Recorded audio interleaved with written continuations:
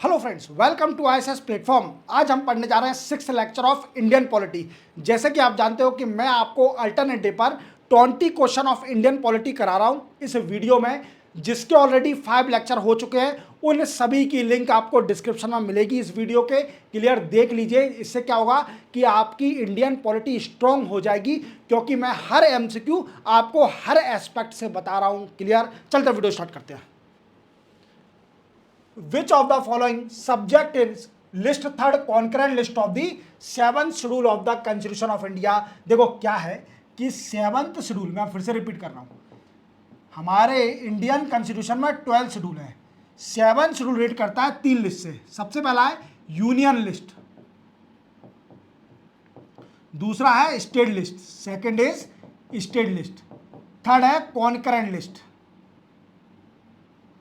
Concurrent list, और concurrent list में subject कितने हैं? 52 सब्जेक्ट हैं। और कॉन्करेंट लिस्ट हमने कहां से बोरो करी है? ये करी है ऑस्ट्रेलिया कॉन्स्टिट्यूशन से। कहां से? ऑस्ट्रेलिया कॉन्स्टिट्यूशन से। याद रखना, ये भी बहुत बड़ा इंपॉर्टेंट है, ये भी इंपॉर्टेंट है।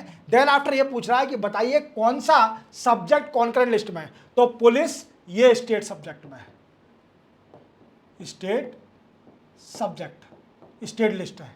प्रिजन ये भी स्टेट लिस्ट में है। पब्लिक ऑर्डर ये भी स्टेट लिस्ट में है। देन आफ्टर क्रिमिनल प्रोसीजर ये है किसमें? कॉन्करेंट लिस्ट में, जो कि आईपीसी सीआरपीसी आप बोलते थे, ये कॉन्करेंट लिस्ट का सब्जेक्ट है। क्लियर, अब भारतीय न्याय संहिता। क्लियर, ये हो गए, चलते अपन आगे। सिंपल था। Marriage, divorce and adoption are an entry in the 7th schedule of the constitution under the following। ये पूछ रहा है कि मैरिज, डाइवोर्स और एडॉप्शन, आजकल कई सारे डाइवोर्स हो रहे हैं, तो जिसके भी डाइवोर्स हो रहे हैं उनको जरूर बताओ कि ये कौन से सब्जेक्ट में है। ये डेफिनेटली कॉन्करेंट लिस्ट में है, लिस्ट थर्ड में, concurrent list of the 7th schedule. पढ़ा देना जो भी है। Right of the government to impose tax and fee is provided in which list of the constitution. ये पूछ रहा है कि गवर्नमेंट को टैक्स इंपोज करना, फी इंपोज करना, ये किस शेड्यूल में है? तो ये शेड्यूल है 7th शेड्यूल। कौन सा? 7th schedule. और 7th शेड्यूल में 3 लिस्ट हैं, जिसके अंदर कई सारे सब्जेक्ट हैं। उसमें से कई सारे ऐसे सब्जेक्ट भी हैं जो टैक्स इंपोज से रेट करते हैं। तो क्या है इसका answer? 7th schedule. Which of the following is in state list. अब ये पूछ रहा है कि बताइए स्टेट लिस्ट में क्या क्या है, कौन सा सब्जेक्ट है? तो देखो ये है कॉर्पोरेट टैक्स, ये यूनियन लिस्ट में है, यूनियन लिस्ट में है ये सब्जेक्ट। सेंसस ये भी यूनियन लिस्ट में है। Clear. Economic and social planning ये कॉन्करेंट लिस्ट में है। कहां पर है? कॉन्करेंट लिस्ट में। और जो रेलवे पुलिस है ये स्टेट लिस्ट में है। कहां पर? स्टेट लिस्ट में। तो याद रखना, ये पूछे जाते हैं किस लिस्ट में कौन सब्जेक्ट है। Land reform come under the subject of, देखो लैंड रिफॉर्म के लिए कौन सा शेड्यूल है? 9th schedule. अब ये पूछ रहा है कि लैंड रिफॉर्म का सब्जेक्ट किस लिस्ट से रिलेट करता है? तो वो करता है स्टेट लिस्ट से। किससे? स्टेट लिस्ट से। चलते अपनाएंगे। Which schedule of the constitution of India contain special provision for the administration and control of schedule area in several state. देखो ये क्वेश्चन थोड़ा डिफिकल्ट है, बट समझना आपको जरूरी है, क्योंकि ये इसलिए इंपॉर्टेंट है क्योंकि ये कंफ्यूज करने के लिए क्वेश्चन पूछा जाता है। ऐसे क्या है कि हमारे शेड्यूल में 2 शेड्यूल रिलेट करते हैं, शेड्यूल कास्ट से और शेड्यूल एरिया से। देखो शेड्यूल एरिया अगर सारी स्टेट का पूछा है तो 5th शेड्यूल लगाना, और अगर 4 स्टेट जो स्पेशल स्टेटस दिया है उनको, उनका पूछा है तो 6th शेड्यूल। अब वो कौन कौन सी है? देखो इसका आंसर तो 5th है। क्लियर। बट इसमें 4 स्टेट को छोड़कर कौन कौन सी? एक है हमारी Mizoram, then after Meghalaya, then after Assam, then after Tripura. ये 4 स्टेट हैं जो कि 6th शेड्यूल में आती हैं। किसमें? 6th शेड्यूल में। और जितनी भी ट्राइबल एरिया हैं वो सारे 5th शेड्यूल में आते हैं। चलते बनाएंगे। Provision of schedule 6 of the constitution does not apply to which of this state. देखो बताया था मैंने, आसाम, मेघालय, त्रिपुरा, मणिपुर से नहीं रिलेट करता, मणिपुर से रिलेट नहीं करता। अब मैं आपको तरीका बताता हूँ 6 शेड्यूल कैसे याद करना है स्टेटों को, 4 स्टेटों को, क्योंकि ये बड़ा कंफ्यूजिंग है। देखो जितनी भी स्टेट बांग्लादेश के बॉर्डर को टच कर रही हैं, अगर नॉर्थ ईस्ट स्टेट देखा जाए जो बांग्लादेश की बॉर्डर को टच कर रही हैं, वो सारी स्टेट किसमें है, 6 शेड्यूल में है। नॉर्थ ईस्ट वाली नहीं, नॉर्थ ईस्ट वाली वो नहीं कि आप इधर ले लो कि वेस्ट बंगाल को भी ऐड कर दो आप 6 शेड्यूल में, सिर्फ ओनली नॉर्थ ईस्ट की जो 4 स्टेट हैं जो भी टच कर रही हैं बांग्लादेश के बॉर्डर को, वो सारी 6 शेड्यूल में है, याद रखना। चलते बनाएंगे the provision of the 5th and 6th schedule in the constitution of India are made to, देखो इसका मेन मोटिव यही है कि protect the interest of schedule tribe, schedule tribe का इंटरेस्ट को प्रोटेक्ट करना, that is the main motive. 6th schedule में क्या है कि 4 स्टेट है, मेन 4 स्टेट कौन कौन सी, फिर से रिपीट करता हूं, आसाम, मेघालय, त्रिपुरा एंड मिजोरम। और 5th शेड्यूल में क्या है, सारी ट्राइबल एरिया, शेड्यूल एरिया, इनको प्रोटेक्ट करने के लिए। क्लियर, चलते बनाएंगे।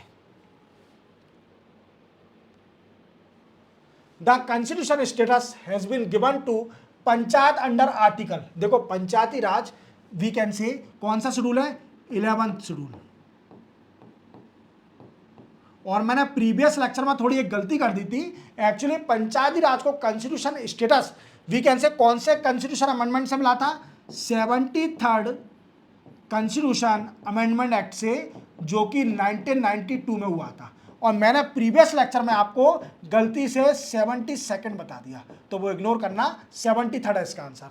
अब ये पूछ रहा है किस आर्टिकल से रिलेट करता है पंचायती राज, तो ये है 243 से रिलेट करता है। चलते बनाएंगे। The provision that no bill imposing tax can be introduce in the legislature except on the recommendation of president is covered in the constitution of India under, देखो article number 117 is relate to the finance bill, किसे relate करता है, finance bill से। और इसी के अंदर ये लिखा हुआ है कि अगर गवर्नमेंट टैक्स इंपोज करना चाहती है, रिडक्शन करना चाहती है, रिमिजन करना चाहती है, एनहांस करना चाहती है, तो उसको रिकमेंडेशन लेना पड़ेगा प्रेसिडेंट से। Without the recommendation of president government can not impose, reduce और remission the tax in mention in the finance bill of the article number 117, याद रखना। चलते बनाएंगे। Special provision regarding finance bill is given under, वही main है 117, फिर से repeat वही हो गया। Which of the following article of the Indian Constitution provide for all India services? All India services 312, कौन सा 312 is related to the all India services।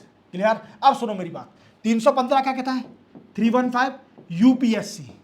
Clear, 312 all India service, but all India service की power किस पे है, तो देखो council of state we can say Rajya Sabha, Rajya Sabha क्या करती है, एक रिजोल्यूशन पास करती है बाई 2/3 मेजोरिटी में, 2/3 मेजोरिटी से एक रिजोल्यूशन पास करती है, और इसी से ऑल इंडिया सर्विस की वीकेंड से वैकेंसी निकलती है। ये याद रखना। तो 312 आर्टिकल रेट करता है ऑल इंडिया सर्विस से।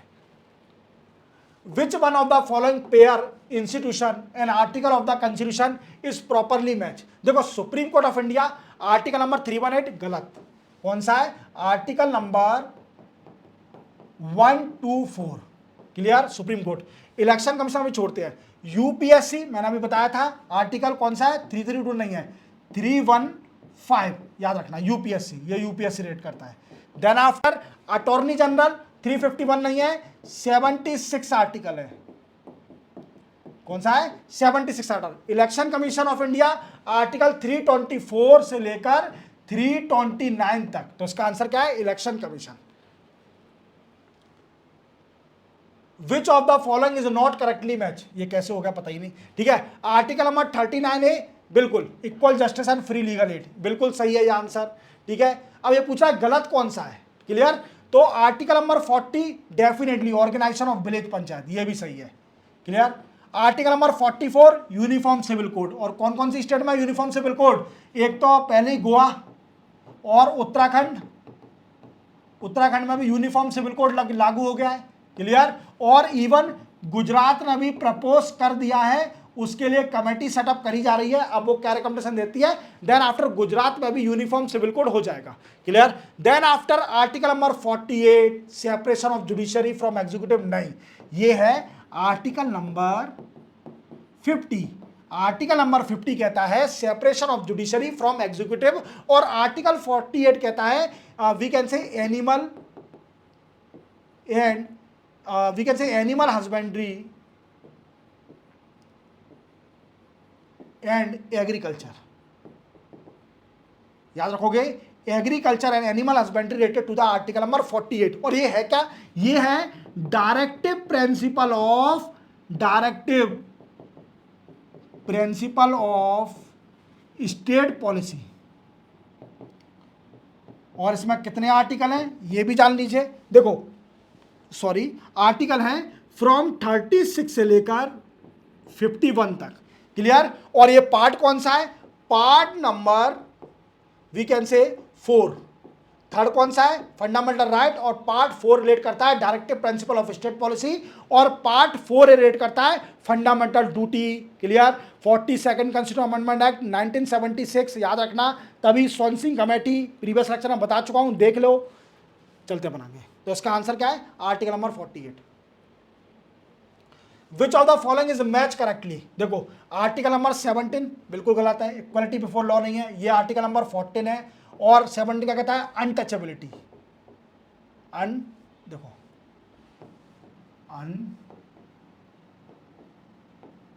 Untouchability, abolition of untouchability.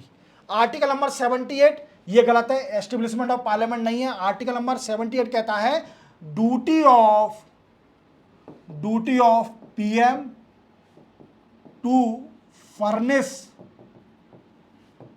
Information to president.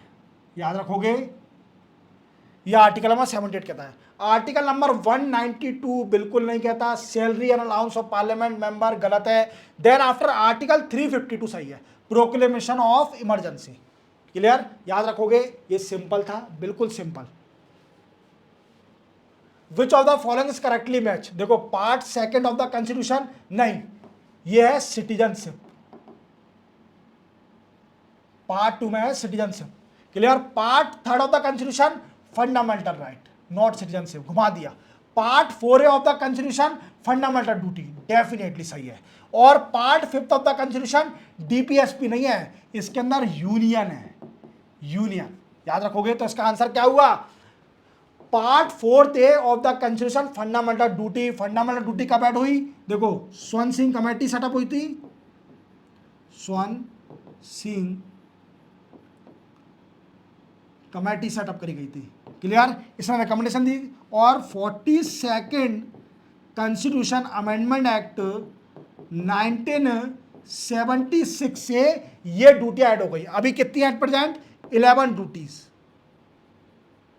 याद रखना। तो इसी के साथ ये भी लेक्चर कंप्लीट होता है, 6 लेक्चर आपका कंप्लीट होता है। चैनल को सब्सक्राइब और बेल आइकन प्रेस करना ना भूलना, और वीडियो को हमेशा देखो इसको, जिससे आपका स्ट्रॉन्ग हो जाए पॉलिटी, क्लियर। लाइक जरूर करें, सब्सक्राइब भी करें। मिलते हैं हम नेक्स्ट लेक्चर में, 7 लेक्चर में, तब तक के लिए जय हिंद।